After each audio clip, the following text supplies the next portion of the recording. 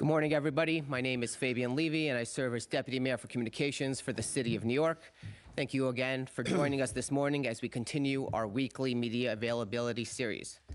Along with our weekly broadcast interviews, our regular press conferences, our podcasts, radio show, and social media channels, these media availabilities help provide New Yorkers with another opportunity to learn about the work of our administration and hear directly from the mayor. They bring together leaders with decades of experience across important issues like public safety and public space. And they provide all of you in the news media with a regular and reliable format to ask questions. So joining us today, we have Mayor Eric Adams, First Deputy Mayor Sheena Wright, Chief Advisor to the Mayor Ingrid Lewis-Martin, Chief of Staff Camille Joseph-Varlick, Deputy Mayor for Operations Mira Joshi, Deputy Mayor for Housing, Economic Development, and Workforce Maria Torres-Springer, Deputy Mayor for Health and Human Services Ann Williams-Isom, Deputy Mayor for Strategic Initiatives Anna Almanzar, and Chief Counsel Lisa Zornberg. So without any further delay, I'm pleased to turn it over to Mayor Adams. Thank you. And, again, these Tuesdays are important. And, little did we know that we would be holding these Tuesday briefings. It's give us an opportunity to spend a great deal of time to drill down on some of these issues. Some of the things that we do during the week, we hold press and do these on topics. If there are emergency situations, we will bring folks together and just really engage in whatever that emergency situation is. And so by no means, by doing these Tuesday briefings, are we trying to delay the reporting of anything, but this gives us an opportunity to get you folks in the room and just give a in-depth conversation on what we're facing in the city. And we're facing many things right now in the city, and our goal is to try to be as transparent and as accurate as possible as we give the information. It gets us nowhere when we're just yelling out questions while I'm walking through the streets. It just doesn't accomplish what I think you're really trying to do as you try to report on what's taking place. And also my team is always here. My press office is always here to answer inquiries. Deputy Mayor Levy and his team, they do an amazing job. If you have inquiries, we want to continue to do that as much as possible. And something that's really impacting me now is what's happening on our streets every day. The incident that played out in Israel has really impacted this city. I say over and over again, this is an international city, and things that happen across the globe, they are played out on the city of New York, even during the war in Ukraine. After the war in Ukraine, we have one of the largest Ukrainian population, Russian-speaking population. And so what happened in Palestine and what happened in Israel, we're seeing it play out on our streets every day. And so over a month now, many of us have struggled and watched our family, friends, and neighbors as they struggle as the fighting in Israel and Palestine continue. This is not a conflict between Jews and Muslims.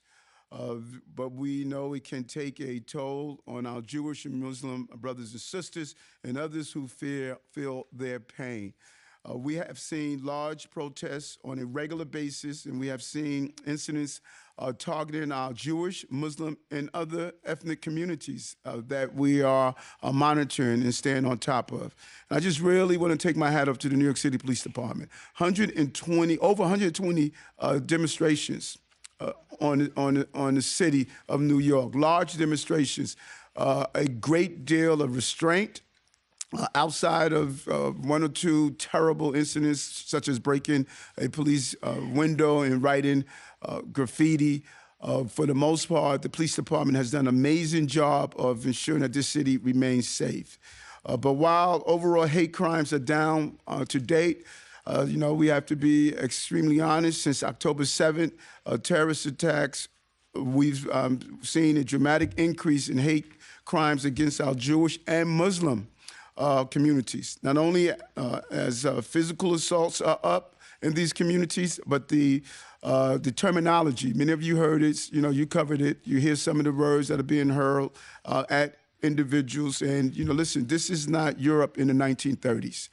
And this is not who we are as a city, and this is not who we are as people of New York. Hate has no place in our city. And one can voice peacefully, but to use some of the terminology that I have witnessed, it is really not who we are as a city, and we want to continue to say that. And yesterday, we had an amazing roundtable with Jewish, Muslim, Christians, and other leaders as we sat right here in this room and talked about how do we continue the process of healing our city and coming together.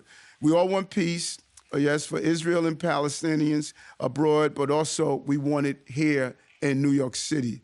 So to advance that goal, we're going to continue to have these roundtables. We're going to continue to build on our breaking bread, building bonds, and our goal is to find a resolution. We're not going to solve the crisis in the Middle East, but we can solve the crises that's playing out on our street. And that's our focus, and that is our goal.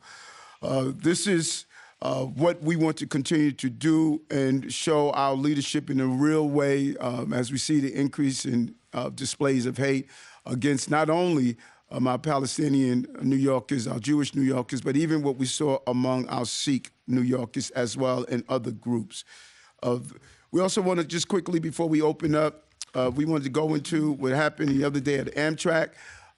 There was a potential structural issue. Department of Building responded accordingly and appropriately, and out of an abundance of caution.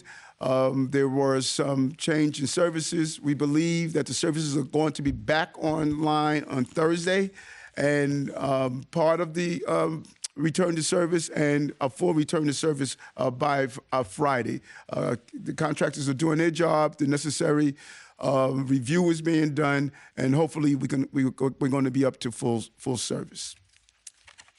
Great.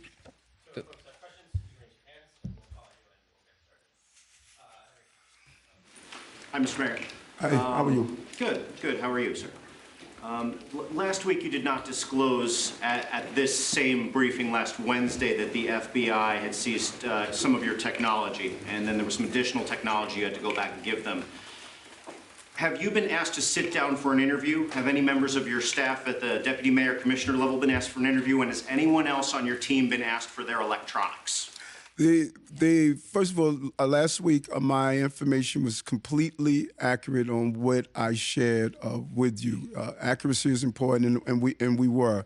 And you know, this is, and I cannot emphasize this enough, and I'm just going to continue. It takes a lot of discipline. This is an ongoing review.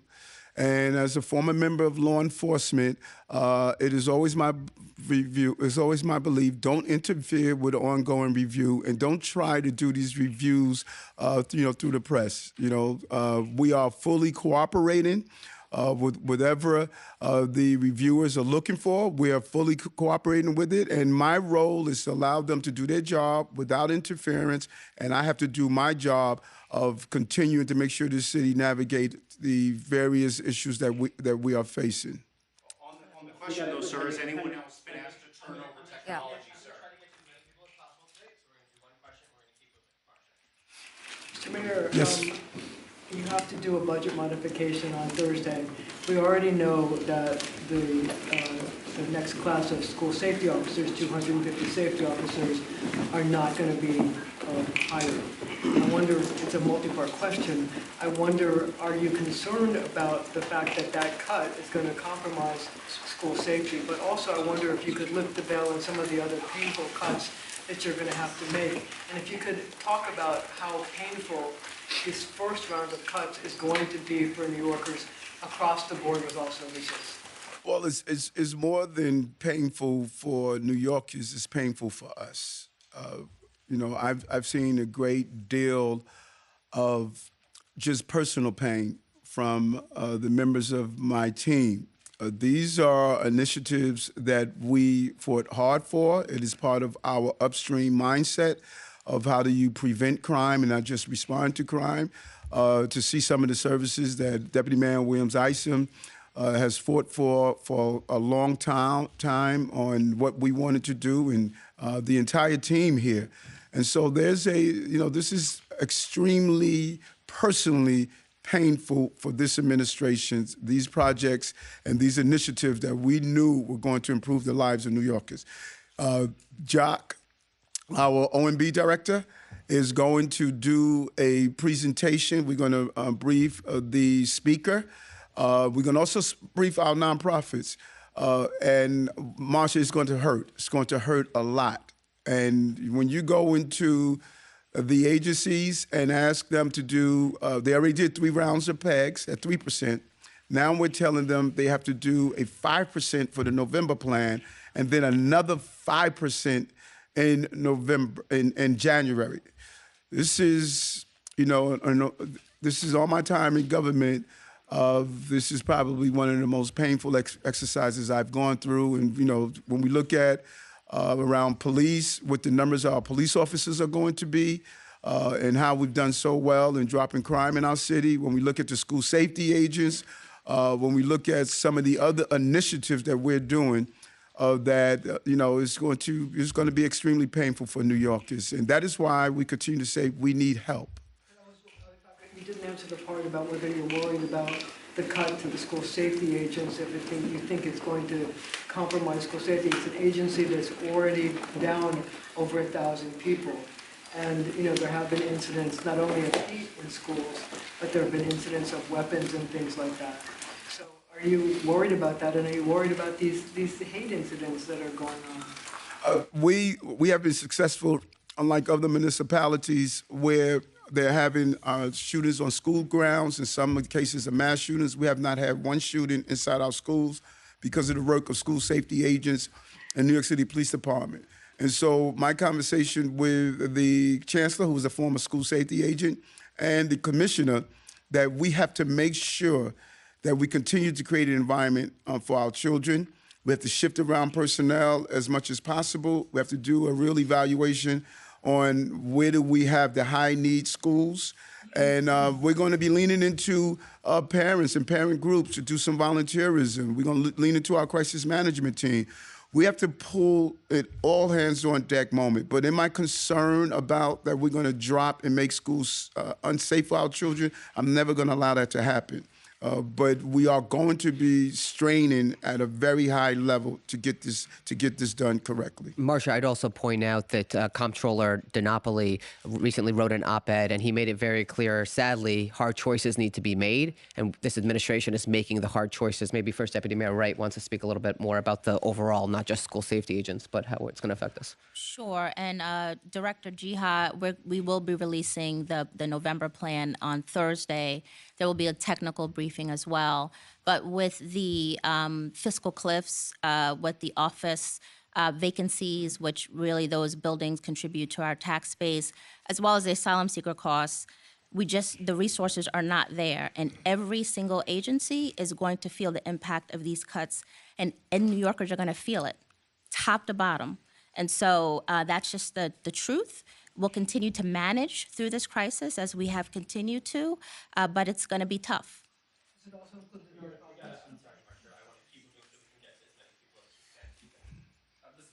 Last Friday, after it was revealed that the FBI had seized your devices, your campaign released a statement saying an individual had acted improperly, and that was reported to the FBI. Could you tell us who that individual is? Was it Brianna Suggs? Was it someone else on the campaign? And also, was that like the precursor to the FBI stopping you and seizing your devices? I'm gonna jump in here. So many of you know that in addition to being chief counsel to the mayor and city hall, I was formerly the chief of the criminal division at SDNY, and that informs the approach. We're going to be very disciplined. There's a matter that's under investigation. We at City Hall have the same goal as SDNY, and that is they have work to do, let them see it through so that justice can prevail. All I am willing to tell you, and this is basically all that I'm willing to say, is that, first of all, we're fully cooperative. We've been proactively cooperative. And following proactive outreach to the investigators, they determined that access to certain of the mayor's devices was accessible, and we, of course, was advisable, and we, of course, complied and gave access. That's it. We're going to continue to cooperate, but we are not going to impede a federal investigation. Let it take its course, but not in the course of the press. Alcalde, after this investigation, there are a lot of speculations on the street, and I just want to bring these concerns to you. Yes. They want to know if there is something there that can prevent you to continue in your position, or you're going to be there for the rest of the period. What this administration is doing from one of the highlights of my administration is what we did the other day, I think yesterday, around the electric heliport that we're opening. Today we're in Brownsville, acknowledging the success of decrease in Brownsville. No one thought it was possible. Shootings are down, crime is down in Brownsville. We are focusing on the employment in Brownsville. We're continuing to move forward and run this city. And I think New Yorkers should be proud of how we are continuing to move forward. And that's what New Yorkers are seeing. They want me to do my job, and we're going to continue to do the job. Hey, Mr. Mayor, how you doing? Good. I wanted to go back to the day that the search warrants were executed on Breonna Suggs. When you came back from Washington, D.C., did you meet with Tim Pearson, Phil Banks, or any other members of the NYPD command staff? Additionally, if it actually turns out that the federal government does indict you, would you resign? I'm not speculating on that. That's you're all the way downfield. I'm going to continue to do the job as the mayor, as long as my responsibility to do the job. Again, I'm just gonna jump in. I think, folks, it's really important to remember here, no one has been accused of wrongdoing. We've been fully cooperative. We are not going to impede an active investigation by providing more detail, and that's our position. Thank you. Hey, Mr. Mayor, and Lisa, with your caveats understood, you did express some concern about leaks. Do you have a view that this investigation is somehow retribution? Do you believe that someone in the FBI is out to get you? And are you confident that as the Southern District does continue to investigate, they're not going to find any impropriety with your campaign finances? I'm not going to speculate on where we are. I'm not going to speculate on that. I know what I tell my team all the time: follow the law. I know that. And matter of fact, I tell the team to the point that, I'm almost annoying. And, we are very clear on that. We don't do the straw donors. And a lot of people don't know what that means, but we don't do the straw donors. We don't, do quid pro quo. We follow the law. I'm very clear on that. I've stated it from my days in the police department, to my days of state senator, to my days of borough president, and as the mayor. I just strongly believe that. That's what I spent my life enforcing the law, and I'm going to continue to tell the team that, we follow the law in this administration and in all of my administrations. Aaron, if I could just also follow up on one thing. A lot of folks in this room know my old role. I was a spokesperson for law enforcement, and a lot of you would ask, just tell me off the record about, is this investigation ongoing? And we made it very clear in the AG's office, you don't talk about an ongoing investigation because you don't want to sully the investigation, you don't want to impede it, and you don't want to make the implication in the public that an investigation is ongoing and it's going to lead to something that it's not going to. So to the point Lisa made, you don't want to impede a law enforcement investigation here. And just because there's an investigation ongoing doesn't mean anyone has been accused of anything. So I would just remind everybody about that. Look, I'll step in there to say my expectation is that any improper leaks by federal law enforcement officers will be fully investigated by federal law enforcement. Yes, to follow up, do you, Mr. Mayor, believe that you're being targeted through this investigation? Want to know if you retained a lawyer before or after your electronics were seized, and who is paying for Boyd Johnson? Is it through the campaign, or are you paying out of pocket? I'm not going to speculate on how we get here because I don't know. You guys know what I know. My role is to be as cooperative as possible and continue to move the city in the right direction like we have been doing. And I think, we need to be very clear on how well we're doing from the Chief of Staff and Deputy Mayor Williams-Isom's ability to open up the HERC to the announcements that we're continuing to make and continue to roll out. So I can't speculate on how we got here and what's happening. We're just going to do our role as to cooperate as much as possible. Did you retain the lawyer though before or after the seizures, and who's paying Boy Johnson? Okay, I've had a lawyer for over 30-something years. My lawyer has been with me for over 30-something years, and he has always been there with me. And as I see a need of additional legal services, I continue to do that, throughout my entire career based on, whatever issue is going on. And any legal funds that I have to pay for what's taking place right now is going to be a combination of out of pocket with me or whatever the law allows me to do. Did you contact the fire commissioner at the time in 2021, Dan Nigro, with regard to the opening of the Turkish consulate building with the expected visit of President Erdogan? I didn't know of the expected visit. I believe it was Unger, and yes, I did reach out to the commissioner. As all of this is what elected officials, what we do. When the constituency reaches out to us for assistance to another agency, we reach out to the agency. I don't think there's an elected official in the city, like many of them reached out to me and said, Eric, this is what we do every day. You reach out to an agency and ask them to look into a matter. You don't reach out to an agency to compel them to do anything, because I had no authority to do so. I was a borough president. And so, yes, we reached out because our constituency, I had the largest Turkish population outside of Paterson, New Jersey, in this country, I believe was in Brooklyn, as the Brooklyn Borough President. And we reached out to the commissioner to assist, to find out what was happening and ask him to look at that. And, we're talking about Commissioner Nigro, over 50 years of being a firefighter, a 9/11 hero. He's an optimum professional. And I'm sure he's going to, take the necessary question. And if he was able to do something, he would. And if he couldn't, he would say he couldn't. Yeah. Thank you very much, Mr. Mayor. It looks like that the federal government is not happy with you because for you speaking against the President Biden's administration's immigration policies.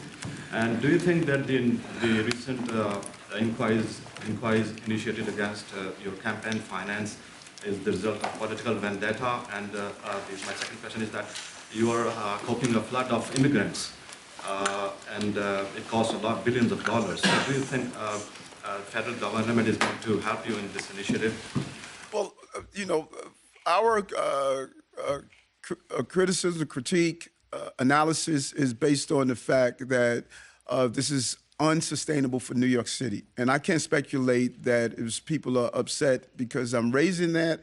I must fight on behalf of New Yorkers, like the coalition we put together. And I'm really thankful that we are really having a good coalition right now with Chicago, with Denver. You're seeing the governor of Massachusetts, Houston. People realize that local municipalities should not carry the weight of a national problem. And I've stated that last year. This is not, an attack on the president. And in fact, I kid myself by calling myself the Biden of Brooklyn. I thought that, what he helped us around crime and other initiatives were important. But this is a real issue for our city. As we just mentioned, the economic strain to this city is something that is not sustainable, and we have to get the assistance that we need from the federal government. I would just add also to your second question about specifically funding for New York City. Obviously, we're still a city in this country. We would expect funding to continue to come in. Last week also, we had the mayor hosted a press conference talking about getting an assault weapons ban through Congress. And the deputy director of the White House Office of Gun Violence participated in that press conference. So the White House is still very much aligned with many of the issues that are facing the city. So, and if Chief of Staff Camille Joseph Warlick wants to talk a little bit about the conversations we've had with our federal partners, maybe on asylum seekers. Sure, absolutely. We are in regular contact with the White House. There are multiple meetings that happen during the week with FEMA as well. And Tom Perez has indicated that we will have someone from FEMA who's going to be embedding actually in several cities across the country. And I'm in regular contact with Tom Perez about all the issues that are facing New York City. So again, we are all one big family. There are times where we're not going to be aligned, but the fact of the matter is the work continues to move on. Hi, Mr. Mayor. How are you? I'm sorry. We'll come back to you, Mona. Mr. Mayor, how are you? Good, quite well. Going back to Henry's question, has anybody else in your administration, either voluntary or involuntarily, handed over their phones to the FBI or any of their devices? Okay, I'm gonna just step in here to say again, we're not going to impede a federal investigation in any way. I'll repeat what I've said, which is that we're fully cooperative and will continue to be. Hi, Mr. Mayor. So my question is regarding, the anti-Semitism as well as the Islamophobia that's going on. Parents are very, very concerned about what they're seeing in the streets.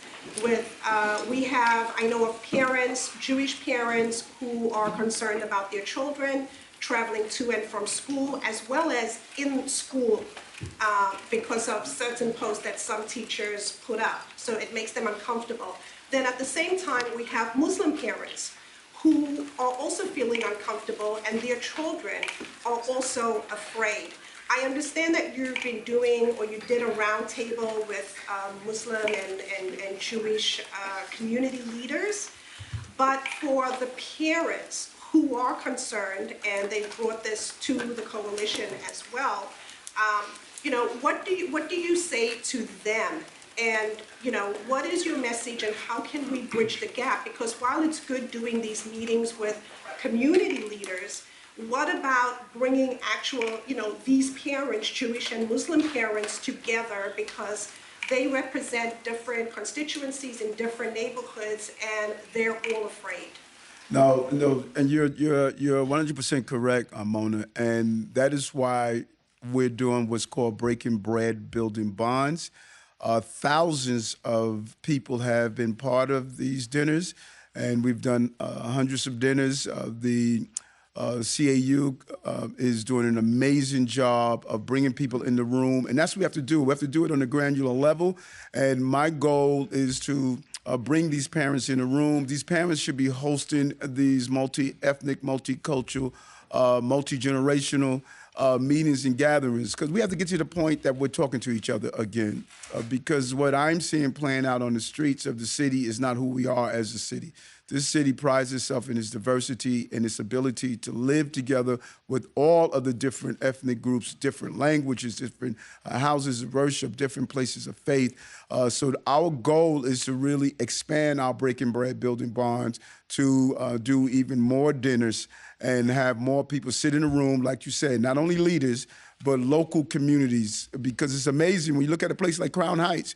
Crown Heights have almost 150,000 residents in that area, where you have a large Jewish, African-American, Caribbean population, but it's amazing how many of us don't know each other, and we need to come together to do so. Right on Coney Island Avenue, you have one of the largest Pakistani population surrounded by the very religious Jewish community. We want to encourage more conversation on a local granular level. So I agree with you 100%.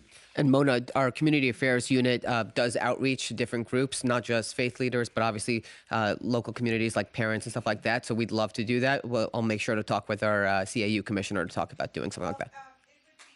Tomorrow evening, we do have a School Safety Coalition virtual meeting with parents discussing their concerns. So it would be wonderful if someone from the administration or community affairs could attend and just hear from these Jewish as well as Muslim parents and their concerns. We'll connect with you right after this to get the information on that. Great idea.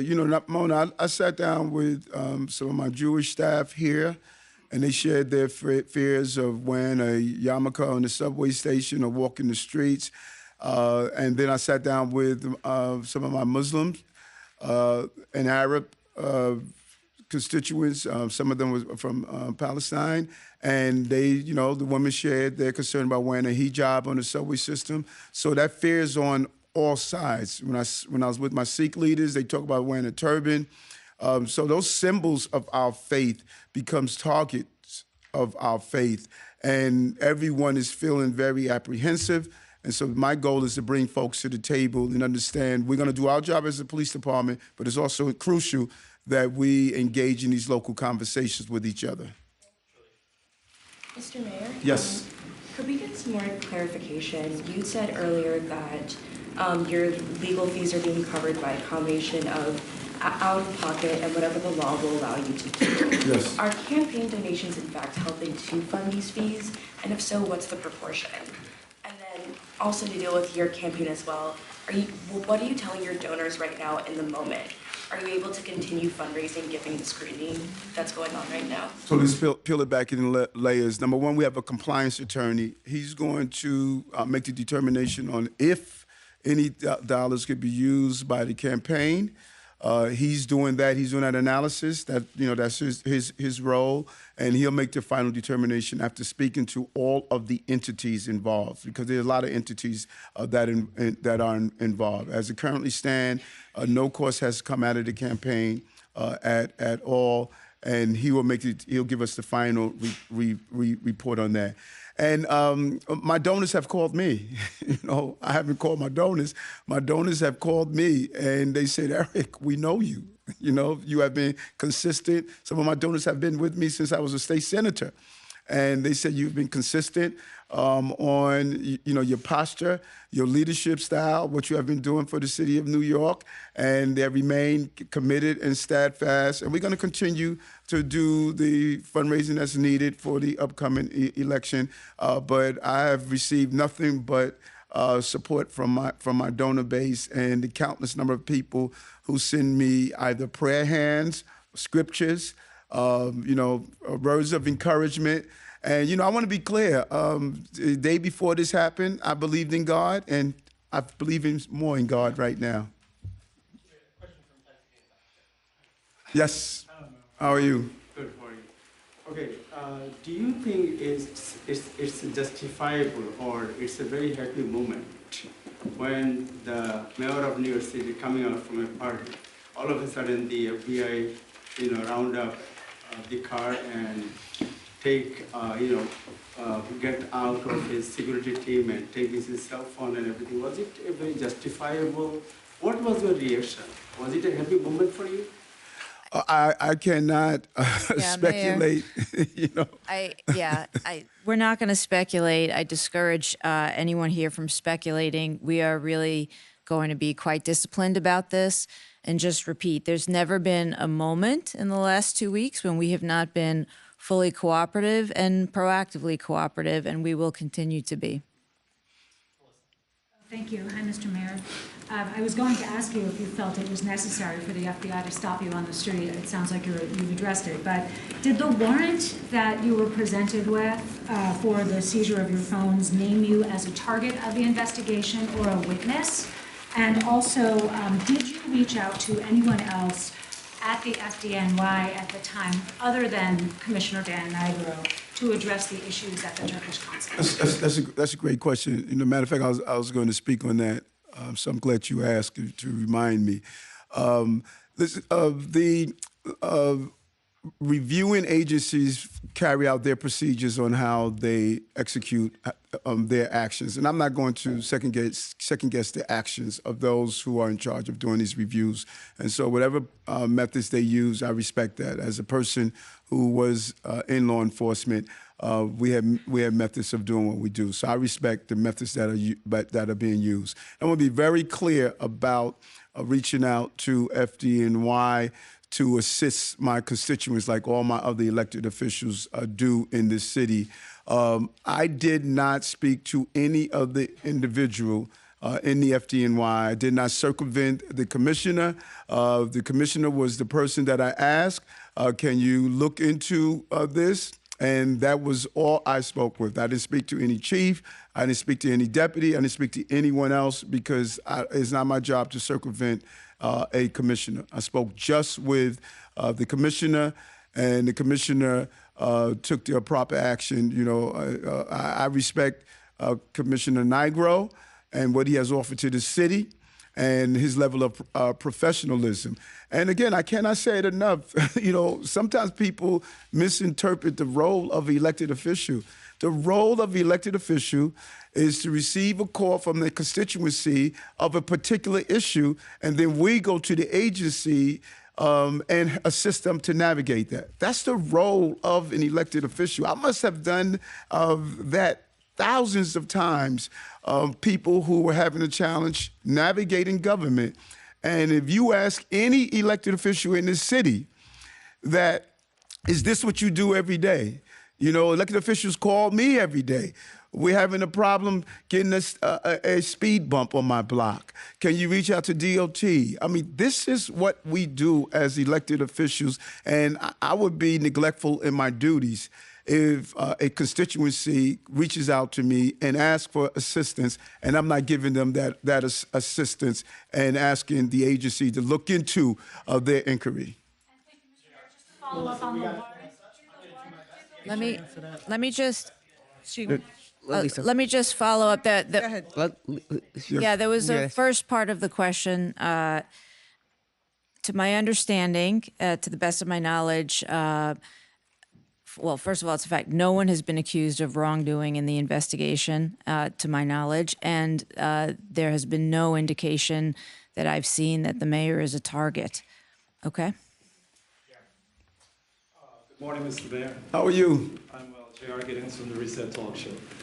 Could you talk a little bit about the pushback that's coming from the asylum seekers who are refusing housing at Floyd Bennett Field due to the fact schools or workplace is not close enough?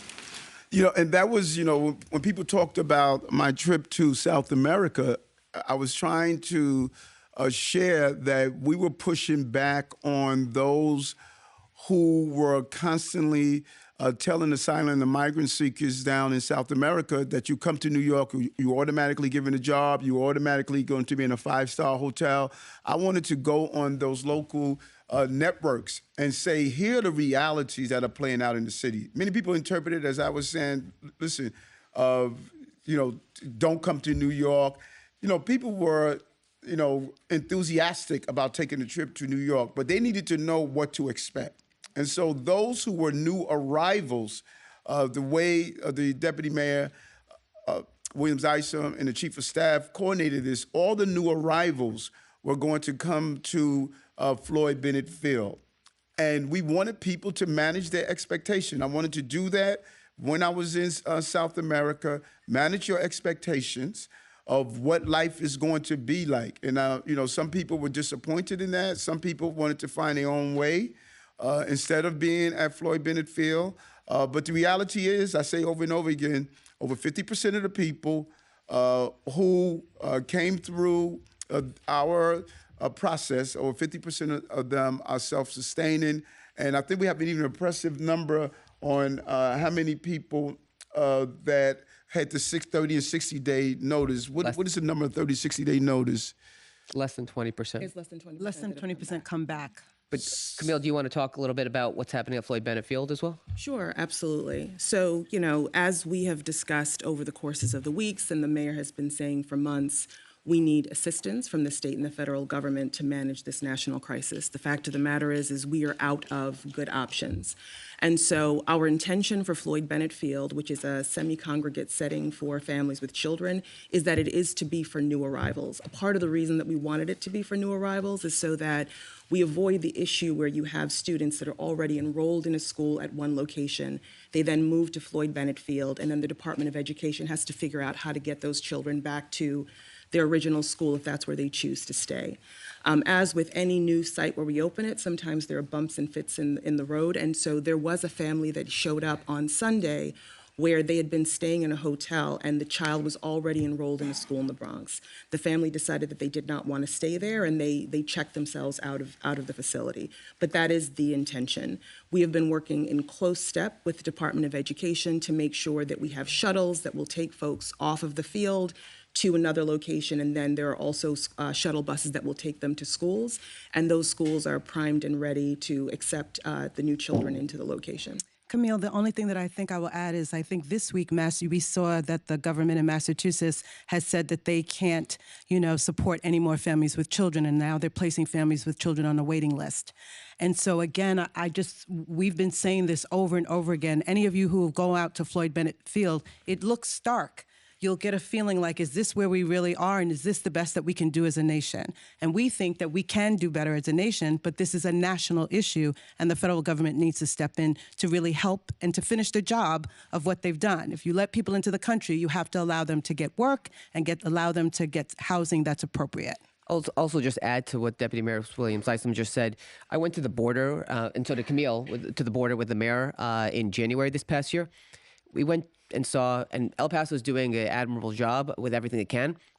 But if you go to El Paso, they have a room in the airport where there's a newborn baby and a 65-year-old man sleeping on the floor right next to each other. So are these ideal situations that we have here in New York? Absolutely not. Is this what we can do? Absolutely, because over 210 sites have been built, over 142,000 asylum seekers have come to our city, and we are doing the best we can with very limited resources. It's going to cost us $12 billion over 3 fiscal years, but we are just out of space. It's just the sad reality of the situation.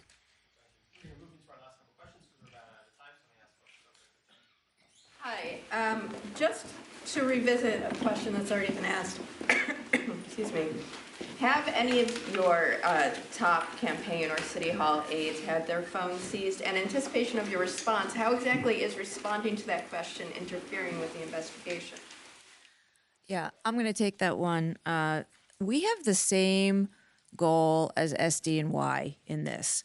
They have an investigation. They want to see it through. I can guarantee you that the U.S. Attorney's Office does not want their investigation playing out in the press, in drips and drabs and through leaks. That's not the way they operate. It serves no one. It doesn't serve the public. It doesn't serve the integrity of law enforcement. We are trying and have been extremely cooperative and respectful that federal investigation, they're looking at certain things, let them do their job. It is all to the worse to have speculation, leaks to the press, and commenting in dribs and drabs on a pending investigation. So we're not going to do it. I'm Javier Castaño from Queens Latino. A lot of new immigrants are using lithium batteries to work, to survive in the city of New York, but those batteries are killing more than 17 people, and in Europe close to 100. What the city is going to do to stop that trend? Yeah. First of all, our heart goes out to 3 generations that we lost in Brooklyn.